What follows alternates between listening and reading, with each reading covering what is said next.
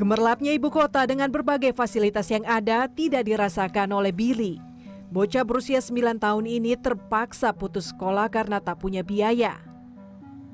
Billy kini menjadi pemulung sampah di usia yang sangat muda.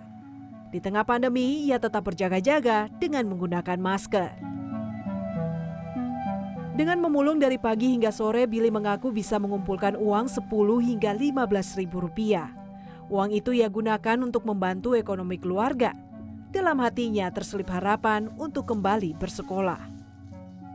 Enggak, kalau di Bekasi pernah sekolah mau sampai kelas 2. Berhenti lagi pindah ke sini.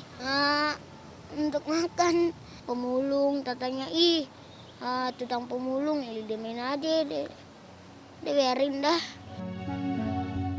Berbeda dengan Putra, usai bersekolah bocah berusia 7 tahun ini setiap harinya membantu ibunya berjualan tisu. Bocah yang bercita-cita menjadi pemain bola ini berharap bersekolah bisa mengubah ekonomi keluarga dan membahagiakan orang tua. Kalau saya bantu-bantu mama. Bantu mama sama Buat sekolah. Iya, bahagiain mama.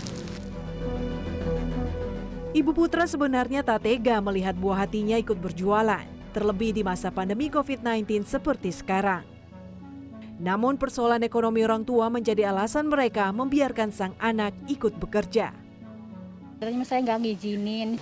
Ya sebenarnya saya takut diledekin sama teman-temannya. Cuman gimana, dia juga ada kasihan sama orang tua, membantu orang tua, siapa lagi yang bukan dia yang membantu saya.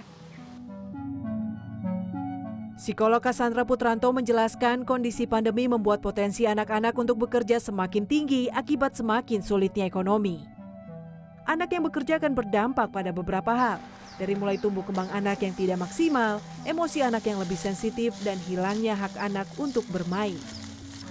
Cara berpikirnya, lalu kemudian juga emosinya, kemudian perilakunya. Nah, bagi mereka yang mungkin kemudian juga ada semacam bully atau kekerasan atau eksploitasi gitu. Nah, tentu emosinya menjadi lebih sensitif, menjadi lebih mudah marah, dan yang paling jelas adalah mereka kehilangan hak untuk bermain.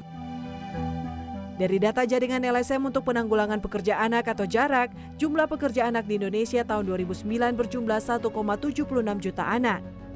Pada 2018 menurun menjadi 974 ribu anak. Dan pada saat pandemi di tahun 2020 ini, proyeksi kemiskinan meningkat yakni mencapai 12,4% atau 33,4 juta orang.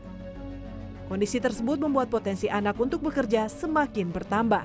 1, 2, 3, tarik. Ya, seperti inilah yang seharusnya anak-anak lakukan di usianya. Mereka menikmati masa belajar, bermain, dan juga bergembira. Namun sayangnya banyak dari mereka yang harus masih memikul beban ganda sebagai pekerja. Untuk itu diperlukan peran semua pihak agar di Hari Anak Nasional ini bukan hanya seremonial saja, namun menjadi bukti dan juga langkah nyata memutus para pekerja anak yang merupakan generasi penerus bangsa. Tim Liputan CNN Indonesia.